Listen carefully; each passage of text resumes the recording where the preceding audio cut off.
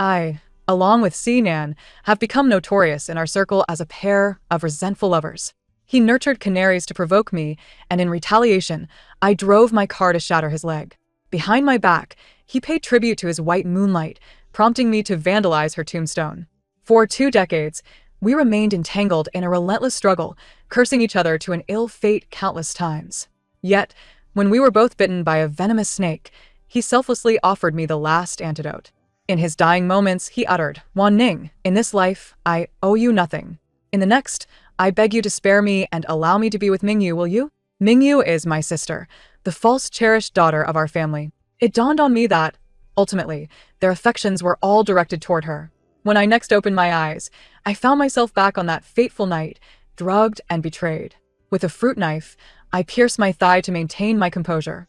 Then I turned and walked away. In this life, let us part ways, bridges burned, paths diverged. Sinan departed with regrets, unable to close his eyes, for I adamantly refused to grant him a reprieve in the next life, allowing him to be with Jiang Mingyu. In a deliberate attempt to provoke him, I declared, "You still wish to have another life with Jiang Mingyu? You must be dreaming. You shall always be mine while alive. You are my husband, Jiang Wanning's, and even in death, you shall remain my ghost." He glared at me, struggling to draw his last breath. The Si family harbored a profound hatred for me, forbidding my attendance at his funeral. Yet I went regardless. I am not the pampered young lady of the Jiang family. I am a villain who fought tirelessly in the orphanage. I knocked out those left to guard me, and leapt from the balcony. Even if I fell and was bloodied, I did not care. However, when I burst into the funeral, I was met with the sight of Jiang Mingyu's ashes being interred alongside Sinan. It became clear that they had conspired to prevent my attendance, intending for Sinan and Jiang Mingyu to be buried together. And what of me? What of the wife who had stood by Sinan for 20 years? Where would I be laid to rest? I swayed unsteadily, and my son, born after a long 10 months, rushed to shield me. With disdain etched on his face, he proclaimed, "Mom, it's not enough that you caused Dad's death. Must you also ruin his final wish?" My throat ached painfully. In a hoarse whisper, I replied, "Xiaozhe, but your father's last wish was to be buried with another woman. Must you force your mother to endure this?" My son reacted vehemently. "She is not just any woman, she is Mingyu's mother. In my heart, she surpasses you 1,000-fold. If I had known you were so malicious, I would have wished for Dad to divorce you sooner and be with Mingyu's mother. That would have saved him from a lifetime of regret." At his words, my mother, who had only found me after 18 years but had never loved Milso, wept, her eyes red. Indeed, had I known back then, I should have allowed Mingyu and Sinan to be together. You, with your strange personality akin to that boy from the Hor family, deserve to be tormented together. My father and brother looked upon me with disdain. Had I known, I would have ensured you wed that cold-hearted creature from the Hor family. A fleeting thought has cost our Mingyu her entire life. I gazed upon their faces, which resembled those of enemies, and found it laughable. Once, they had deemed the Si family inferior to the Hor family, unwilling to let their beloved Mingyu suffer by marrying into our clan, thus orchestrating a switch of brides. Between me and Jiang Mingyu, how had I become the sole sinner in this scenario? I regarded them as mere jesters, then forcefully shoved my son aside. Seeing and marrying me meant he belonged to me. Dreaming of resting with another woman was folly. Even if I were to die today, I would cast Jiang Mingyu's ashes aside, but as I took a step towards Sinan's gravestone, I froze in place. This was a joint burial site. The gravestone that should have belonged to Sinan bore the inscription, "Sinan, alongside my beloved Mingyu. May I and my love be united for eternity." In that moment, the tears I had held back for so long finally fell. It became clear that Sinan had never loved me. In this world, I had always been alone. My heart, devoid of obsession, succumbed to darkness. I fell heavily to the ground. Sinan, I have acquiesced to your wish. If there is a next life, I shall fulfill your desire. 2. Suddenly, the air was thick with a pungent scent of alcohol. A heated body pressed against me from behind. To my astonishment, upon opening my eyes again, I found myself reborn. I had returned to that fateful night when Sinan and I were drugged and betrayed. It was the 20th birthday celebration of Jiang Mingyue. Unbeknownst to Sinan and me, we had been muddled and sent to bed by someone. In merely 10 minutes, the little princess Jiang Mingyue would push open this door with her girlfriends, initiating a tragedy that would haunt us for a lifetime. A pair of firm arms suddenly encircled my waist. The aroma of pine resin emanating from the man enveloped me, a scent so familiar it nearly brought me to tears. Yet, I was acutely aware that this fragrance, like its owner, did not belong to me. I bit down on my tongue, forcing myself to remain conscious. However, attempting to free myself from Sinan's grasp proved to be a Herculean task. In my current weakened state, I was no match for him. Amidst the fog in my mind, I suddenly heard Sinan murmur, "Jiang Wanning, you shall never come near me in this lifetime." In that instant, clarity washed over me. I seized the fruit knife from the bedside table and plunged it into my thigh. Then, I struck Sinan, who attempted to cling to me, with the lamp, rendering him unconscious. Finally, I cast a glance at the fallen man and departed without a backward glance. It turned out that Sinan had also been reborn. How wonderful! In this lifetime, I would no longer cling to you, and you could finally have your heart's desire. 3. The moment I exited that room, Zhang Mingyue and her entourage arrived as expected. Upon opening the door, they found only the unconscious Sinan within. Not spotting me, Zhang Mingyue's expression momentarily twisted in dismay, but she quickly masked it. Sinan let out a soft groan of discomfort. His unusual state was swiftly noticed by her friends, who were all well-versed in the machinations of their social circle. Almost instantly, they pieced together the events that had transpired. They were certain that someone had plotted against Sinan, the fiancé of the most favored daughter of the Jiang family. They clamored with great fervor to unearth the culprit. Someone maliciously shouted my name. "It must be that maid's daughter from your family. She's envious of your relationship with Sinan and deliberately set him up." How wicked! Jiang Mingyue, cradling the still unconscious Sinan, tearfully interjected, "Please don't speak ill of Wanning. Although she has always harbored feelings for Sinan, she would never stoop so low." My overly kind older brother immediately retorted, "Mingyue, you are far too benevolent. Lin Wanning is not only intent on usurping your identity, but now seeks to steal your man. If I find out she is indeed behind this, I shall make her pay dearly." In my previous life, they had condemned me without a second thought.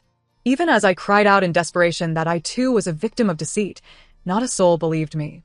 Nobody could fathom that the daughter of a maid could possess any noble qualities. They were resolute in their belief that I was a despicable individual willing to resort to any means to ascend the social ladder. Yet, the truth was far from that. They were unaware that I was the true Jiang miss of this family. Upon my return, the Lin family had never publicly acknowledged my identity, thanks to Jiang Mingyue's subtle manipulations. People even believed I was merely the maid's daughter from the Lin household. I had attempted to clarify my situation, only to be met with more derision and scorn. They accused me of being so envious of Jiang Mingyue that I had lost my sanity, foolishly imagining myself to be the Lin family's legitimate daughter. The malice directed at me was suffocating, nearly driving me to madness, yet no one came to my aid. Even my biological parents and brothers stood against me, casting lofty accusations my way, declaring me to be cunning and cruel-hearted. This scene became a haunting nightmare that plagued me for the next 20 years. Thankfully, in this life, I would no longer endure such torment. 3. I chose to disregard the turmoil within the house. Stepping outside, I dialed a number. Tingshen, I agree to the earlier proposal regarding the wedding. Also, could you send someone to assist me with a small matter? I may need to visit the hospital. 10 minutes later, a black Bentley appeared before me. As I opened the door, Tingshen's cold, aristocratic visage greeted me. This scion of the capital's elite always maintained an air of aloofness, no matter the occasion. In my past life, Jiang Mingyue had succeeded in marrying him, only to discover that he indeed lived up to his reputation of being emotionally distant. Even if she stood before him unclothed, he would remain utterly indifferent.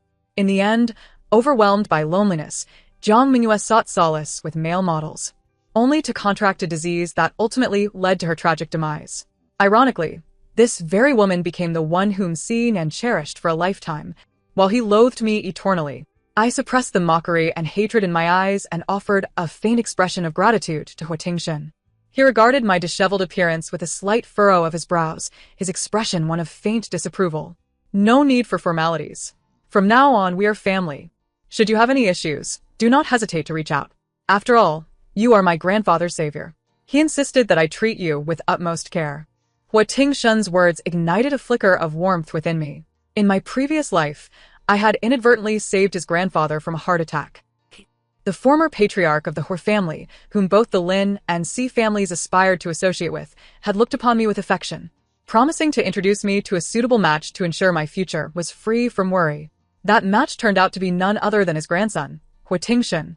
Alas, fate took a cruel turn, and I did not marry him, nor did I fulfill the old man's hopes of living a life devoid of strife. Instead, I tasted the bitter fruits of existence. Nevertheless, the old man's kindness towards me was genuine. Even in his final moments, he remembered to instruct Huiting Shun to care for me. Consequently, the subsequent business dealings between the Jiang and Si families flourished. When Jiang Mingyue's scandal erupted, Huiting Shun chose not to disclose it, thereby sparing the Jiang family from disgrace. Yet in this lifetime, I had no desire to extend that gratitude towards them. 4. After spending half the night receiving 4 fluids at the hospital, I returned home the following morning, my steps unsteady. To my surprise, upon opening the grand door to the villa, I found the Jiang family members, who typically left for work early, all gathered in the living room. Upon seeing me, Jiang Mingyue instinctively recoiled, burying her face into her mother's embrace. My brother, witnessing this scene, rushed towards me in a fit of rage and struck me hard across the face. "You wicked spawn, you finally returned. Kneel before me." I felt the sting on my cheek and gazed steadily at the man before me. He was my biological brother, and I had once held him in great affection. During those years of being bullied in the orphanage, I had dreamt of having a brother to protect me. Later, when the Jiang family found me, I had looked at him with hopeful anticipation, imagining he would be like the brothers from the television shows, providing protection and trust. He had shown me kindness for a brief moment, assuring me, "Wan Ning, don't worry. With your brother around, I won't allow anyone to bully you." However, as soon as Jiang Mingyue shed a tear, he would forget all his promises. Wicked spawn. Despicable wretch. He unleashed all manner of cruelty upon me whenever Jiang Mingyue felt wronged. In my previous life, I had suffered greatly due to this superficial bond of kinship. I had always believed that my inadequacies were the reason for my family's disdain. But now, I understood the painful truth. They simply did not love me. This is not a matter of great consequence. Back in my days at the orphanage, when I was tormented by the older children and subjected to the vile advances of unscrupulous teachers, I yearned for saviors to descend from the heavens and shield me. Yet, not a single one ever appeared. At that moment, I grasped the painful truth. The only person I could rely upon was myself. With my teeth, my fists, and an indomitable spirit, I transformed into a fierce woman, protecting myself. Now, I must continue to do so, to love myself unconditionally, and to safeguard my own well-being. Thus, in the next instant, my slap met Jiang Chaoyang's face. "Fool, on what grounds do you strike me?" My hand moved with such swiftness that everyone around was left in stunned silence. They had never anticipated that the once meek creature, who had groveled for familial affection, would dare to raise a hand against her beloved brother. It was only when Jiang Mingyue began to weep that the gravity of the situation dawned on them. "Sister, how could you strike brother? I know you despise me and resent me for usurping your identity and your fiancé, Sinan. However, while you may take your anger out on me, must you also direct it towards brother?" Jiang Chaoyang's face flushed with indignation as he regained his composure. "Mingyue, do not cry. A wretch who resorts to such lowly tactics is not deserving of your tears. I tell you, Jiang Wanning, I recognize only Mingyue as my sister. You, a product of the orphanage, are unworthy." As I observed Jiang Chaoyang's arrogant demeanor, a sense of absurdity washed over me. I could no longer restrain myself from voicing the doubts that had plagued me across 2 lifetimes. "Brother, how can you so carelessly belittle my orphaned origins, deeming me unworthy of being your sister? Was it not your reckless folly that led to my loss? Indeed, had it not been for Jiang Chaoyang's playful insistence on riding the roller coaster repeatedly, despite our mother's warnings about my tender age, I would not have been taken away that fateful day. They searched for me in vain, yet Jiang Chaoyang, instead of feeling remorse, suggested that our parents adopt another child the same age as I was. From that moment on, all their love and guilt were bestowed upon this new child. Upon my return, I found myself scorned for my origins, criticized for my lack of nobility. Yet what fault was mine? Jiang Chaoyang, momentarily at a loss for words, ultimately retorted, "But that is no justification for your jealousy towards Mingyue. If you harbor resentment towards me, direct it at me alone. Why must you resort to harming Sinan and causing Mingyue distress?" I scoffed. "Me? Poison Sinan? Did you witness it?" Jiang Chaoyang replied with unyielding assurance. "I did not, but it must have been you. Who else harbors such hatred for Mingyue while secretly yearning for Sinan?" Fuming, I bit down on my teeth. "You truly excel in conjecture, fool. Do you not understand that accusations require evidence? With the multitude of surveillance cameras in our home, why not check to uncover who has been plotting against your precious Jiang Xiao under your very nose? Jiang Chuyang appeared contemplative. Indeed, the surveillance footage would surely reveal the culprit. I shall investigate immediately to vindicate myself from the accusations against you. Despite my resolve not to let the family's favoritism affect me in this second life, my heart still ached at that moment. How firmly they were convinced that I was culpable without even considering a thorough investigation. Just as I believed a glimmer of hope might emerge, my mother hurled a vase at me, concealing the visibly evasive Jiang Mingyue in her embrace. I could not evade it in time, and blood trickled from my forehead. Enough. My mother glared at me coldly. Since your return, this household has been in disarray. Thanks to you. Last night, the entire city of Beijing was laughing at the Jiang family, two daughters vying for the same man, their own brother-in-law. How disgraceful. Since you are so enamored with Si Nan, willing to poison him, I shall take matters into my own hands and decree that Mingyue relinquish Si Nan to you. After all, when the engagement with the Si family was arranged, it was you they intended for. In a few days, when the Si family comes to propose, you shall marry in Mingyue's stead. Marry in her stead? And what of Jiang Mingyue? Will she, as in my previous life, once again be married off to the He family? They were relentless in their pursuit of my fate, their greed unquenchable. I gazed in profound disappointment at the woman who coolly uttered such words, my heart aching with a sorrow that threatened to spill over. She was my mother, the one I had once idolized. In every moment at the orphanage, I longed for her presence, fearing I would forget the contours of her face. Each day, I forced myself to etch her image in my mind. No one knew the depth of my yearning for her over the years, only to be met with profound disappointment upon our reunion. She clutched that false daughter tightly, eyeing me with suspicion, whispering tender reassurances to Jiang Mingyue. Fear not, Mingyue. Even if she is my biological child, she will never surpass you. In that moment, I felt as though I had been cast aside once more. I blinked away the tears in my eyes, for I understood that tears shed for the unloving served no purpose. Moreover, I had wept enough in my past life. In this one, I wished only to smile, while the tears should be theirs to shed. I turned my gaze towards my mother and Jiang Mingyue, their faces radiating malice and triumph. Do you think Si Nan is aware of your plans for me to exchange places with Jiang Mingyue? He loves her dearly. He would never consent to such an arrangement. Jiang Mingyue blinked unnaturally. Si Nan understands that I harbor guilt towards you. He will comprehend my decision. Rest assured, sister. Si Nan is a good man. He will treat you well. Let this be a matter of fate unfulfilled. I regarded Jiang Mingyue's countenance, incredulous at how someone so shameless and hypocritical could speak with such a facade. The audacity of her scheming was truly remarkable. I chuckled, saying, and what of Hu Tingshen?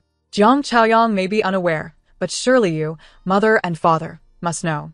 The Hu family is set to propose to a daughter of the Jiang family soon. If I marry Si Nan, then Jiang Mingyue shall wed the esteemed Hu family, correct? But have you forgotten that I saved the Hu family patriarch? The one they seek to marry is also me. Mother, father, am I truly your flesh and blood? Why this blatant favoritism? Jiang Chaoyang was left speechless, his mouth agape. Father, what does Jiang Wanning mean? Hu Tingshen and the Hu family wish to marry Jiang Wanning? And Jiang Wanning has saved the Hu family patriarch? Why was I not informed of any of this? Enough. At last, Jiang father spoke. He regarded me with a look reserved for an errant daughter, and with a grave tone, he addressed me. Wanning, it is not that we look down upon you, nor is it that your mother and I do not love you. You have spent so many years in the orphanage. Naturally, your social skills cannot compare to those of your sister. Our decision to exchange you and Mingyue was, in truth, for your own good. The Hu family is vast and complex. I assure you that your temperament would not endure even a few days within their ranks. Only by marrying Mingyue can a true alliance be realized. You are aware that our Jiang family has lingered outside the elite circles of the capital for many years, unable to make any significant progress. This is a splendid opportunity. You should obediently wed into the simple Si family, living a stable life, and allow your sister to marry into the Hu family in your stead, all right? I could see the affectionate light in Father Zhang's eyes, while my heart merely wished to scoff coldly. If that were truly the case, why did they not discuss it with me properly from the beginning? Instead, they resorted to drugging me to ruin my life. This man, when I returned, was someone I had once trusted immensely, hoping he would be like other fathers, a steadfast mountain for his child. Yet every time I was wronged or misunderstood, he would only coldly retort, Why is it that only you are targeted, while others are left unscathed? Waning, you should reflect more on yourself. In that moment, I comprehended fully. This so-called father was utterly untrustworthy and impossible to rely upon. The only person I could depend on was myself. I smiled, yet I was unwilling. The Hoof family is not as complicated as you claim, and I will not be left with nothing but bones. Grandfather Hua has promised to protect me from all worries for a lifetime. I do not believe that marrying into their family would bring me suffering. Father Jiang could not argue with me. Enraged, he threw his teacup down and glared at me fiercely. Wretched daughter, when did it become your prerogative to decide? Today, you will comply whether you like it or not. The advantageous marriage with the Hua family must be for your sister Mingyue. He commanded someone. Take her to the cold storage and deny her food and drink until she agrees. I wondered how long I could endure this. Father Zhang's words sent a painful tremor through my heart. Being confined to the cold storage was their most common tactic against my defiance. They knew I feared the dark, that my frail health from my time in the orphanage could not withstand the cold. Thus, whenever I strayed even slightly from their wishes, they would deliberately lock me away, reveling in my torment, watching as I wept and begged for mercy. As soon as the words left his mouth, 2 bodyguards approached, gripping my arms tightly. Jiang Mingyue looked at me with sarcasm, while Jiang Chaoyang stood by, indifferent. My parents seemed to wish for my demise. Was I truly doomed to this fate of being exchanged for marriage again in this lifetime? Just as I thought I would be humiliated and confined to the cold storage, a cold, deep voice echoed from behind me. Where do you intend to take my fiancé? I turned to see the stern-faced Hua Tingshen, who had entered unbeknownst to me. Clad in a well-tailored dark suit, the beads of prayer on his wrist lent him an air of serenity. Yet, with just a glance, he paled Father Zhang's face, who had just moments ago been threatening me.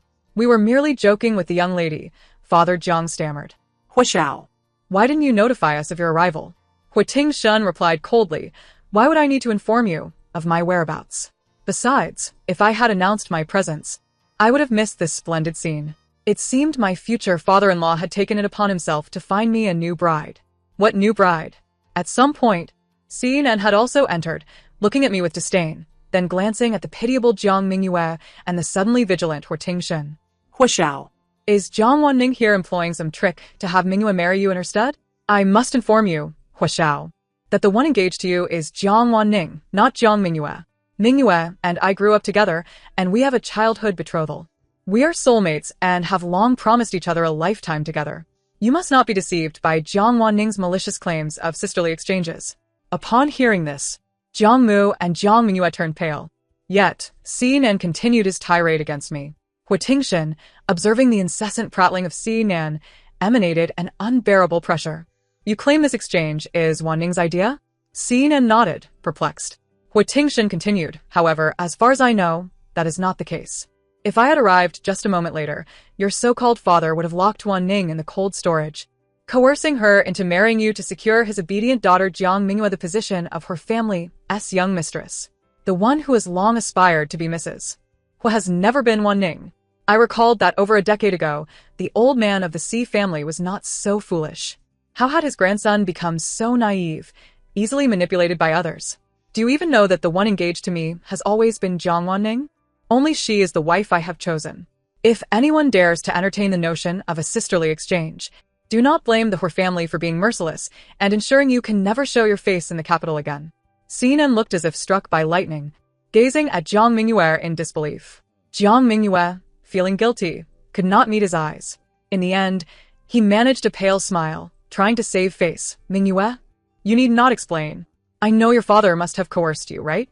I know you only have feelings for me, but as you are not his biological daughter, you do not dare to resist, correct? Jiang Mingyue, upon hearing this, nodded eagerly. You understand me so well, Xinan. As a foster daughter, how can I defy my father's orders? But in my heart, it has always been you. At this, the Jiang family members looked as though they had swallowed a fly. Jiang Mu unconsciously loosened her grip, and Father Jiang exchanged a knowing glance with her. Even the brash Jiang Chaoyang felt discomfort. Watching this scene unfold amused me greatly. The perfect union had developed a fissure. Patience was key. I had yet to satisfy their appetites. This rift would only grow larger. By the end of the day, Hua Tingshen took me away. He expressed concern over my continued stay there. I understood his intentions were good, also in compliance with grandfather Hu's orders. I willingly followed him, unwilling to place myself in any further danger after having been granted a second chance at life. However, as we departed, Xinan intercepted me at the door. He leaned closer, whispering, "Jiang Wanning, I know you have also been reborn. I am glad you are no longer entangled with me, but even if we cannot become husband and wife, there is no need for you to abandon yourself. Why would you choose to marry Hu Tingshan, knowing he is a ridiculous domestic abuser? Are you truly the ruthless woman Mingyue claims you to be, willing to do anything to climb higher?" I cast a disappointed glance at Xinan, this man with whom I had been entangled for 2 lifetimes. We had been together for over 20 years, even having a son. Although we mostly quarreled, he should know that I am a person of clear convictions. Love is love. Hatred is hatred. I have never stooped to underhanded schemes. Those disgraceful, covert actions were all orchestrated by his beloved Jiang Mingyue. He still underestimated me, but it mattered not. He was a stranger to me now. His opinion of me held no significance. I replied coolly, "Whom I marry and what I choose to do is none of your concern. Moreover, I understand Hu Tingshan far better than you do. The notion of him being a ridiculous domestic abuser is merely something your Jiang Mingyue has fed you. Fool." With that, I paid no mind to the anger on Xinan's face and walked away without looking back. This time, I would no longer impede him and his sister Mingyue. I merely wondered if they would achieve the happy ending they so desired. I was taken to a manor owned by Hu Tingshan. After that, he departed. Our wedding is scheduled to take place in a fortnight. I heard that Jiang Mingyue and Xinan's wedding is also on the agenda. However, for some inexplicable reason, the exact date has yet to be determined. I have resided here for about 10 days, and during this time, Hu Tingshan has not made an appearance. Yet, if I casually compliment a piece of exquisite jewelry, it miraculously appears before me the very next day. If I express a preference for a particular clothing brand, I find myself inundated with parcels the following day. If I mention a craving for a certain restaurant's cuisine, that evening, the head chef from that establishment will arrive at the manor to prepare a meal for me personally. The attentiveness is nothing short of impeccable. I never anticipated Hu Tingshan would heed his grandfather's wishes so earnestly and extend such care towards me. However, if he treated Jiang Mingyue similarly in his previous life, why did she succumb to loneliness and seek solace in the company of male models? I pondered for quite some time and ultimately concluded that Jiang Mingyue simply does not recognize her fortune. With such a wonderful husband, what is there to feel lonely about? Even if they do not meet for an entire year, I could easily spend my life surrounded by my grand manor, exquisite jewelry, and designer handbags. The day before the wedding, I made another visit to the Jiang family. They were on the verge of forging an alliance with the Hu family, a connection they had once only dreamed of. How could I not come to claim some interest? My past experiences have taught me that emotional connections are futile. It is wealth and power that truly sustain a person. Under the reluctant gaze of Father Jiang, I claimed a subsidiary company primarily engaged in construction. I also secured 5% of the Jiang family shares, just as Jiang Mingyue and Jiang Chaoyang had. Wanning, you truly possess remarkable skills, I chuckled, clutching the stock transfer agreement without an ounce of hesitation. Yet, the advantages of an alliance with the Hu family far outweigh this mere trifle. Mr. Jiang must have calculated the implications, such as whether the Jiang family could acquire that plot of land in the east of the city. It all hinges on a single word from Tingshan. When Father Jiang heard me address him as Mr. Jiang, his expression momentarily contorted, but he quickly regained his composure. He has always been a competent businessman, after all. He beamed at me, saying, "Wanning, I have always known you are the most promising among my children. The Jiang family will rely on you in the future. Indeed, they will rely on me. However, the future leader of the Jiang family will need to be someone else." Outside the study, Jiang Chaoyang, foolish as a pig, was merely a pawn in Jiang Mingyue's games, clearly unworthy of the position. Upon leaving the Jiang estate, only Jiang Chaoyang emerged to bark a few words, warning me not to be too complacent, cautioning that I would soon be discarded by the Hu family, like a dog. Mother Jiang gazed at me with a heavy expression, her eyes devoid of a mother's tenderness. After a prolonged silence, she finally spoke. "Wanning, do you truly wish to compete with Mingyue?" I scrutinized the woman who gave me life, but had never bestowed upon me her affection. "Madame Jiang, it is not I who is in competition with her. Have you forgotten? Unlike you, from the very beginning the Hu family and Hu Tingshan chose me." Mother Jiang was momentarily taken aback by my address. When I first returned, she forbade me from calling her mother in front of others, fearing it would cast doubt on her beloved daughter Jiang Mingyue's status. Yet I never acquiesced. I could not comprehend why her child, could not openly call her mother. For this title, she confined me to the cold storage countless times, even when faced with sub-zero temperatures and starvation for 3 consecutive days. I remained resolute. Ultimately, recognizing my stubbornness, Mother Jiang decided to refrain from appearing with me in any public setting. In my previous life, she even abstained from attending my wedding with Xinan, fearing it would reflect poorly on Jiang Mingyue. That utterance of mother was an obsession from my past life, but now, I have relinquished it. Mother Jiang regarded me deeply before saying nothing further. I understood. In this lifetime, our maternal bond has reached its conclusion. Having settled all matters, I departed from the Jiang residence, only to find it peculiar that Jiang Mingyue did not appear, nor did she create any difficulties for me. However, as long as she refrains from being an eyesore, it suffices. Tomorrow, I shall wed, and I imagined she would not dare to cause any further disturbances. Yet, even if she did, I am unafraid.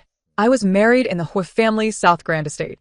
After returning from the Jiang family, I had made no friends due to Jiang Mingyue.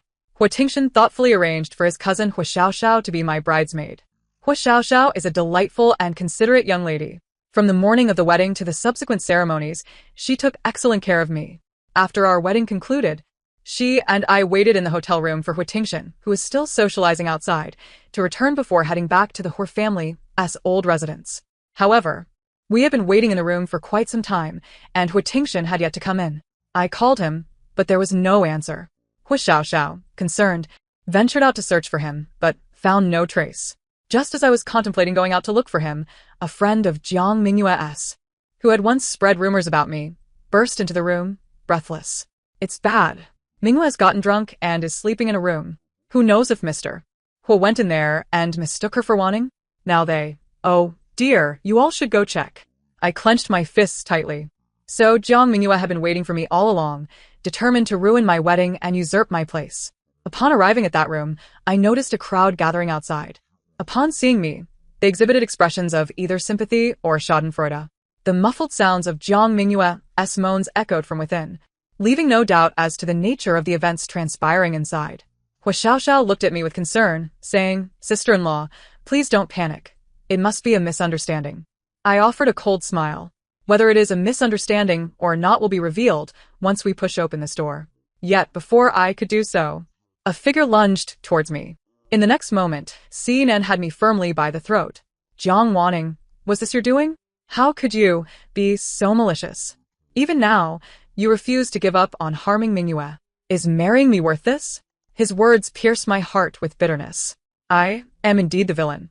Yet, had I not taken on this role, I would have perished long ago in the orphanage. After 20 years of entanglement with Xinan, he always knew precisely where to inflict pain.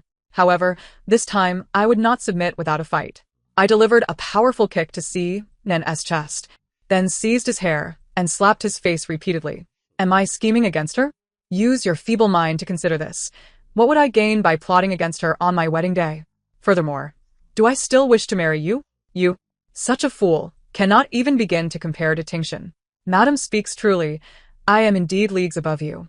Amidst the astonished gazes of Xinan and the onlookers, Hu Tingshan, who was supposed to be inside with Jiang Mingyue, emerged from behind me. He regarded me in disbelief. "Hu Tingshan, what are you doing here?" Hu Tingshan smiled lightly and gently helped me to my feet. "The reason I am here is, of course, to support my wife, who is being mistreated. Some claim that Wanning drugged those inside, so I just reviewed the surveillance footage and have sent it to your phones. Once you view it, you will discern who the true thief is." Jiang Mingyue's friends hurriedly opened their phones and were met with footage showing that the person they had drugged and brought inside was not Hu Tingshan, but rather a man in his 50s from a collateral branch of the Hu family. Over the years, this individual has not only failed in significant endeavors, but has also become notorious for harboring a plethora of unsavory ailments. He is widely recognized within the circle as a disreputable character. This time, Jiang Mingyue has truly brought about her own ruin. Xinan watched in disbelief as Jiang Mingyue personally slipped a drug into a glass of wine, which she then presented to Hu Tingshan. Subsequently, she retreated to this room to await the outcome. What more is there to clarify? From beginning to end, this affair has been a case of the thief shouting to catch the thief. Hu Tingshan regarded the distraught Xinan with amusement. "Are you satisfied? Your dear sister." who shares a bond with you, has been disdainful of you all along, aspiring to ascend the social ladder. However, this time her ambitions have failed, and it seems unlikely that anyone else in the circle would be willing to marry her. Your beloved sister is now left with no choice but to settle for you.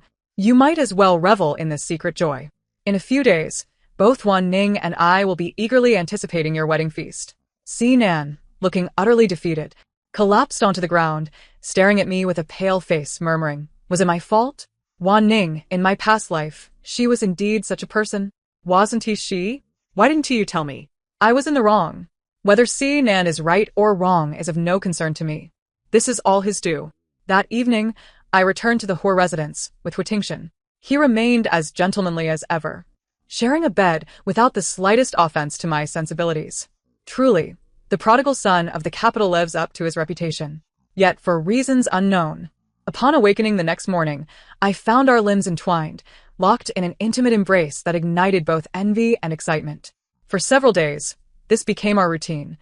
I could not ascertain who embraced whom first.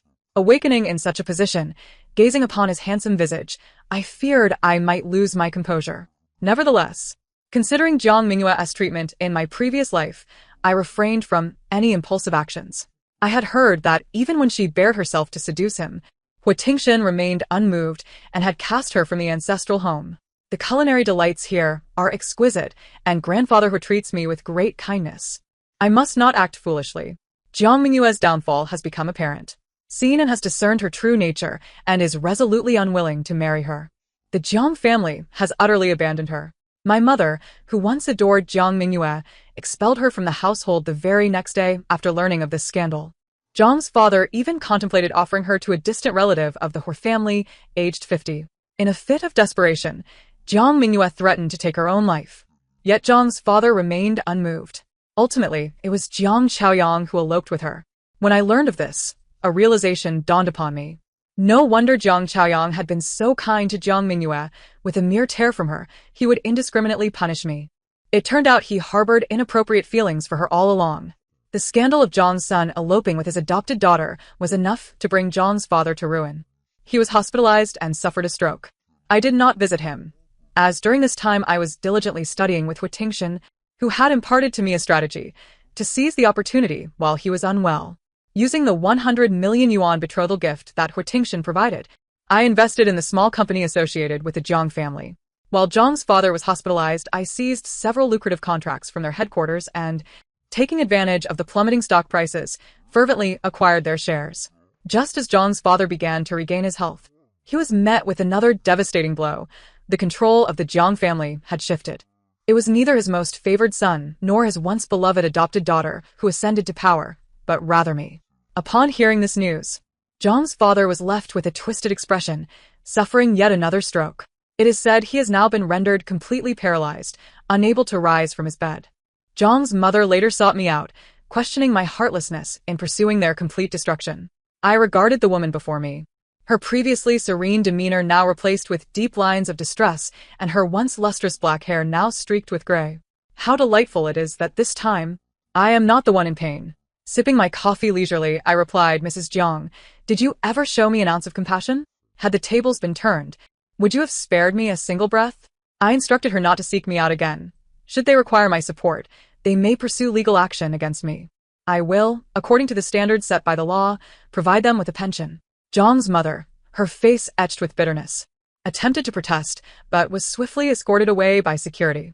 A few days later, I heard she too had been hospitalized, devastated by the loss of her son and favored adopted daughter. Initially, Jiang Chaoyang and Jiang Minghua were inseparable, vowing that he would never turn his back on her. However, he soon discovered unsightly growths covering his body, which brought him excruciating pain, rendering him a living nightmare. He sought medical treatment only to realize his condition was beyond remedy. The blame began to shift between them. Jiang Minghua, no longer the enchanting figure she once was, became increasingly aggressive. Unable to endure, Jiang Chaoyang returned to the Jiang household. Although the family was no longer influential, his mother's love for him would surely provide him with the care he required. But Jiang Minghua could not permit that. She refused to languish in hell alone. In a fit of rage, she stabbed Jiang Chaoyang with a fruit knife and then leaped to her death. The Jiang family faced a cascade of misfortunes, yet my spirit soared. My company flourished under my stewardship, and I was praised for my resilience despite a tumultuous background. There was, however, one source of discontent. Nan, for reasons unbeknownst to me, frequented my office daily. Initially, he brought flowers, followed by gifts, items I had once desired but which he had given to Jiang Mingyue. When he once again awaited me outside my office, I finally agreed to meet him. His persistent pursuit was becoming a liability, and I did not wish to be fodder for the machinations of those with ulterior motives. Upon my arrival, Nan's face lit with excitement. Wan Ning, you are finally willing to see me. Do you still harbor resentment? He lowered his head, a bittersweet smile playing on his lips. I realize I have made a grave error, mistaking worthless trinkets for treasures. I have wronged you for a lifetime, and I have harmed you just as long. I never imagined Jiang Mingyue could be such a vile person. Wan Ning, I am truly sorry. I regarded him coldly. Yes, you have wronged me. In my past life, those countless nights of betrayal and neglect are debts you will forever owe me. Tears streamed down Nan's face as he pleaded, I truly understand my mistakes. Can you grant me a chance to atone? I know you harbor no feelings for Tingshan. Wan Ning, we spent 20 years together in our past life. No one knows us better than we know each other. Moreover, we have a child. Please, give me the opportunity to be together again, and to bring our child back. Nan's expression was one of hope, yearning for my agreement to reclaim our son. However, I was taken aback. What child? Tingshan had unexpectedly arrived, standing beside me. His handsome face softened as he gently remarked, Did we not agree to keep the first 3 months a secret? Little darling, why are you revealing your pregnancy to outsiders now? Tingshan appeared devastated, looking at me with an injured expression. Wan Ning, you're pregnant? I placed a hand on my abdomen. Yes, I am pregnant. What is wrong with nurturing a new life with the one I love? Nan staggered back, his mouth opening in shock, yet no words escaped. Ultimately, he could only laugh and weep simultaneously, saying, I was wrong. I do not deserve you. Wan Ning, I am sorry. This apology was one I had awaited a lifetime for in my past existence, yet now it was no longer necessary. Nan departed. And as I watched his retreating figure, Tingshan let out a deep sigh of relief, finally having sent this troublesome individual on his way. Should he ever pursue you again, please inform me beforehand. Never meet him alone. That adorable expression of yours hardly resembles the aloof demeanor of a distinguished figure from the capital. I chuckled softly as I remarked. Even our esteemed gentlemen from the capital experience moments of insecurity. You are pretending to be oblivious to my affection, yet you exhibit such uncertainty? However, Tingshan offered no rebuttal. His cheeks flushed, he grasped my hand and confessed, You know, I lack confidence in your presence. Wan Ning, have you not yet perceived my feelings after all this time? Of course, I had perceived them. The jewels I casually glanced at, only to find them adorning my vanity the following day. The delightful dishes I praised once, which he promptly arranged for his chef to recreate. And the countless times he offered his assistance with impeccable timing. Not to mention, in my previous life, he sat by my grave for 3 days and nights after my demise. If I were still oblivious, I would indeed be a fool. I extended my hand and gently entwined my fingers with his. Mr. Hu, would you care to hear my confession? Tingshan gazed at me with eager anticipation. And I declared, I too harbor feelings for you. His face brightened as he lowered his head and pressed a deep kiss upon my lips. How foolish I was for not confessing sooner. Otherwise, today's revelation might have led to a true miracle. Yet I felt it was perfectly timed. Just right for me to regain my confidence. Just right for you to love me in return. Thus concludes this tale. Thank you for listening. If you enjoyed it, remember to like and subscribe. Until we meet again in the next story.